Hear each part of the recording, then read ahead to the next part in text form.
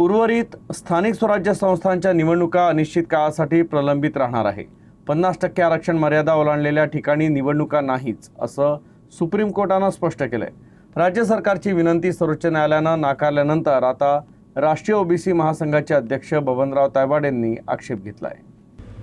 स्थानिक स्वराज्य संस्थेच्या निवडणुकांवर मनाई कायम ठेवण्यात आली आहे। सुप्रीम कोर्टानं हा महत्त्वाचा निर्णय दिलाय। सर्वोच्च न्यायालय लवकरच याबाबत अंतिम निर्णय घेणार आहे। यावर बबनराव तायवाडे यांनी प्रतिक्रिया दिली आहे। राज्य आणि केंद्र सरकारला ओबीसीला 27% आरक्षण मिळू द्यायचं आहे की नाही हा गंभीर प्रश्न निर्माण होतो असं तायवाडे म्हणालेत। ओबीसी समाजाच्या स्थानिक स्वराज्य संस्थांमध्ये आरक्षणाचा मुद्दा आहे, तो कायमस्वरूपी निकाली काढला पाहिजे अशी मागणी देखील बबनराव तायवाडे यांनी केली। राज्य आणि केंद्र सरकारला या आमच्या ओबीसी प्रवर्गाला स्थानिक स्वराज्य संस्थांमध्ये 27% आरक्षण मिळू द्यायचं आहे की नाही हा गंभीर प्रश्न इथे निर्माण होतो आहे।